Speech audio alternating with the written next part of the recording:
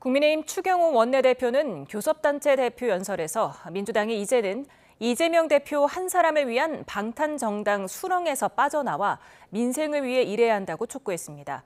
이에 민주당은 집권 여당이 꽉 막힌 전국의 책임을 야당에만 지우고 있다며 인식 자체를 바꿔야 한다고 반박했습니다. 임성재 기자의 보도입니다. 더불어민주당에 이어 22대 국회 첫 교섭단체 대표 연설에 나선 국민의힘은 민주당 이재명 대표를 정조준하고 나섰습니다. 현재 정치 퇴행과 극한 대립의 궁극적인 배경엔 이 대표의 사법 리스크와 이를 방탄만 하려고 몰두하는 민주당이 있다는 겁니다. 극한 대결에 몰두하는 이유가 무엇이겠습니까? 이재명 대표 사법 리스크 방어용이라는 것 현명하신 국민들께서 다 알고 계십니다. 그 결과 이 대표 수사검사 탄핵 시도와 법원의 권한을 침범하는 법안 발의 등 경험해보지 못한 입법 독재가 일어났다고 목소리를 높였습니다.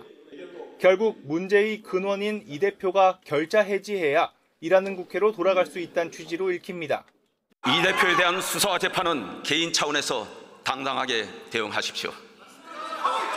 대신 민주당은 이 대표 한 사람을 위해 포획된 방탄 정당의 수렁에서 빠져나와야 합니다. 민생 입법을 위한 여야정 협의체 구성과 민생법안 패스트트랙 도입 등 협치를 위한 제안도 빼놓지 않았습니다.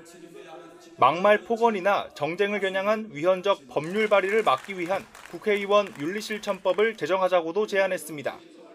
민주당은 그러나 이 대표를 탄압하고 검찰을 이용해 협치를 깬 건 국민의힘이라고 맞받았습니다. 2년 넘게 정부 여당이 무언가 하겠다는 의지가 없었는데 마치 민주당이 발목 잡기 한 것처럼 매도하지 말란 반박입니다. 국회는 법안을 무조건 통과시키는 통법부가 아닌 입법부란 점을 상기시키며 정부 여당의 인식 자체에 근본적인 문제가 있다고도 깎아내렸습니다. 어떤 일을 하고자 하는 것이 그게 어떻게 의회 독주가 되겠습니까?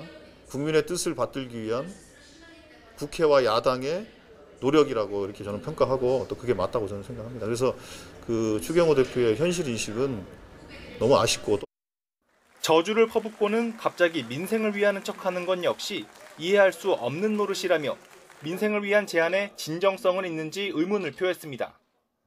야당은 또 여당 원내대표의 연설이 대통령과 집권 여당의 역할은 도외시한 채 책임을 남 탓으로 돌리는 데만 치중했다고 비판했습니다. 앞서 민주당은 윤석열 대통령의 하루 뒤 국민의힘은 이재명 대표의 맹폭을 퍼부으면서 대표 연설마저도 공방만 남았다는 비판도 나옵니다. YTN 임성재입니다.